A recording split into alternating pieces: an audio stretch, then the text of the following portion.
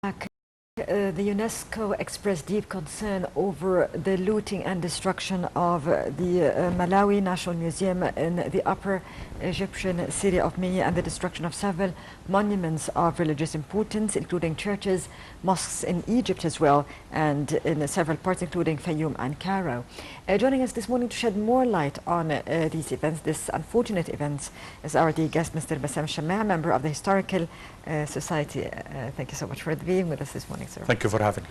So, in the very beginning, when it comes to what we have seen in Malawi Museum, it is something not unfortunate, but I cannot express my feelings, or I can't describe it. I can't find a word to describe what we have seen in this museum.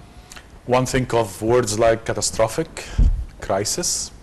It is actually unbelievable, but it happened. It's on the land of reality. It's, as the French would say, claquette, third time, fourth time, fifth time. This has been repeated. I have been to that museum. It was... Isn't it the most amazing? It's the biggest building of a museum all over El Minya Governorate. Not only that it takes parts in El Minya itself as the city of El Minya, but you're talking about a governorate that includes Bani Hassan with its 39 carved tombs hewn off the rocks on one row, the top of the mountain. This is a place that I've been doing for like almost 8 years with the tourists and with our groups, and we used to climb, and it is the most fascinating place that you can ever see in your life. This is not only monuments that you see, this is a place where you can see the mountain and then the green pastures and green fields and the most rarest birds ever around the area, and then the River Nile on its widest part, and then the other side of El Minya. This is out of this world. We are talking about records on the walls left by the Middle Kingdom, ancient Egyptians, people who didn't only rule as nomarchs. They did not only were governors and they were mayors, but they were important people in the history of Egypt, because they left us designs and they left us scenery. We can see right now on the screen. Exactly. And look, I mean, this is one of the pictures, some of the pictures that I brought. This is actually, this is interesting. The animal that I got you here looks like a gazelle. This is actually an oryx. An oryx is a type of the antelopes. And why did I bring the oryx here in El Minya? Because this place that we're talking about today, its logo in ancient Egypt was the oryx, was this beautiful animal, which means that in El Minya there used to be natural wildlife that used to live in the ancient Egyptians. We are talking Malawi, we are talking the Malawi Museum, which is the greatest museum in El Minya. We're talking the greatest collection, over 1,000 pieces, some of which, of course, as we can see in the pictures, were damaged because it was heavy for them to loot. So I'm going to damage what I can't loot. And that needs study in the character of this person who enters this museum. A thief is a thief, and we know about him. He's a guy who gets in, he does something which is illegal to sell this stuff to get illegal money. So that is understandable, wrong, but understandable. I can understand, I can deal with it psychologically and by the law of the nation. But for you to enter, and because I couldn't lift this thing to take it with me, so I throw it to break it, that needs study, that needs an explanation, that needs to sit with those people. Not only to take them and throw them in prisons, no, to sit with those people and to study why they do that. I personally think, because we don't know who entered till now, who entered this museum more than once in one day.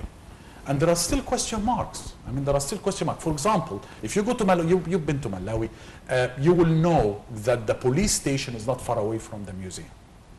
Now, we talked here a million times about protection, about security, about cameras. And I think the location allows more control on the museum. And it's on the main, it's not far away from the main street, as you can see. It's a nice building. It's an amazing collection from Tun al-Jabal, an amazing collection from Al-Ashmunin, an amazing collection from the Middle Kingdom. Akhenaten with his Amarna. There is an amazingly looking statue of a princess from the Amarna period. The Amarna period is one of the rarest periods in our history, rarest in the form of its production. Now, you ask me, is this important? Is this more important than other things? I'll tell you yes. Because if you put a statue coming from the 18th dynasty and a statue comes from the 9th dynasty, for example, both of them are, to me, are the most precious. And you cannot reverse this fact. But to go out of Egypt and to start to sell this stuff in the market of robbery, in the market of traffic, of monuments traffic, the 18th dynasty will sell more expensive. Mr. Bessam, I have a question. Was the looting of the museum systematic? I mean, did they know what they were doing? Did they know what they are looking after?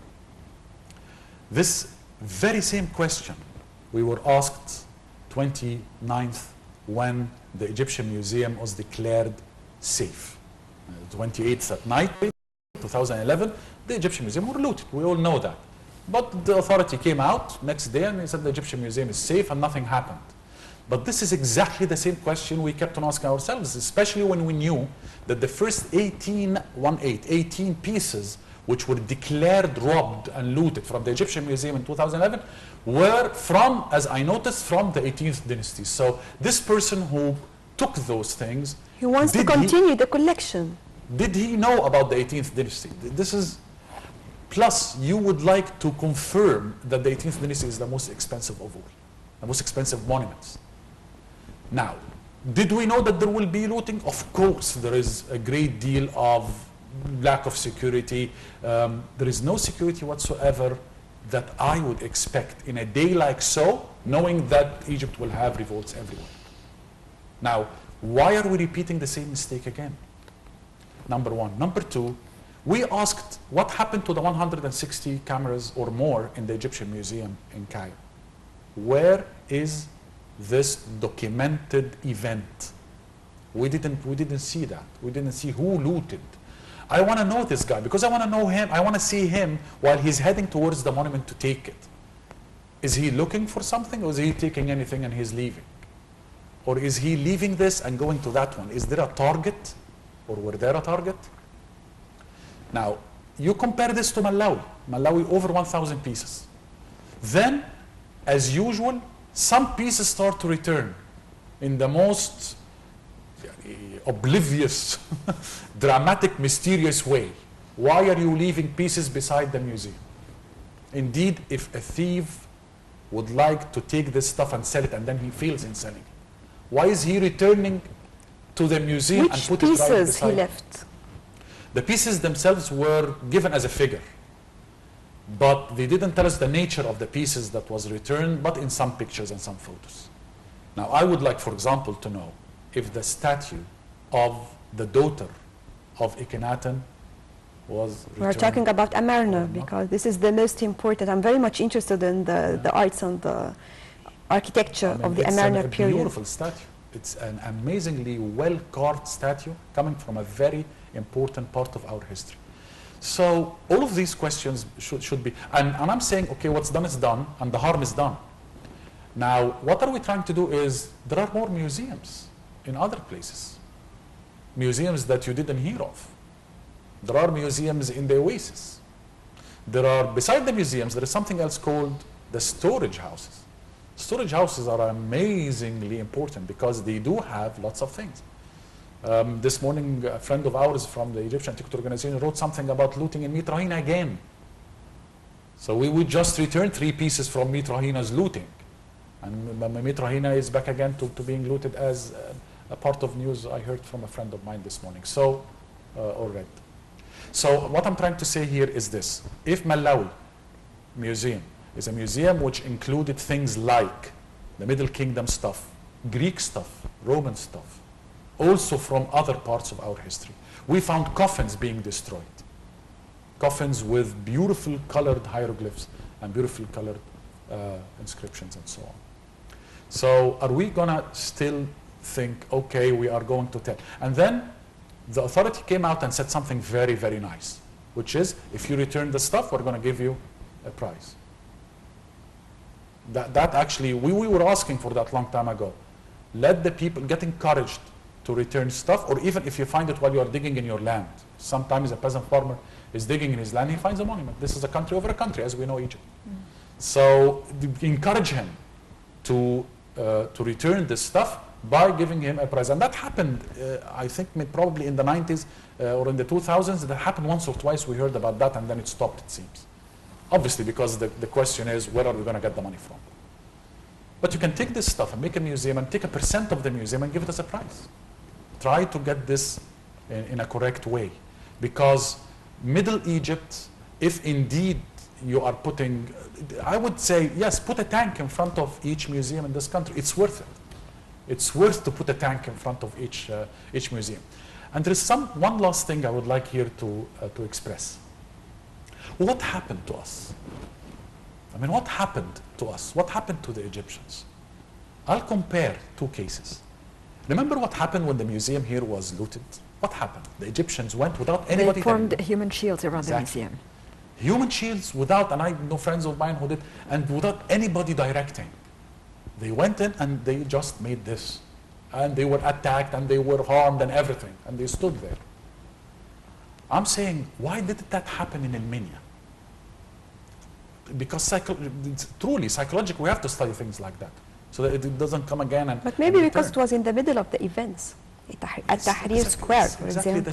I mean, it was said that there was some, I don't know, movement in Malawi and there was some revolts and stuff like that, and it happened in the middle. So I'm saying it's exactly the same idea. The same timing. There was some activities, let's say, in the streets in 2011. There were some activities in 2013.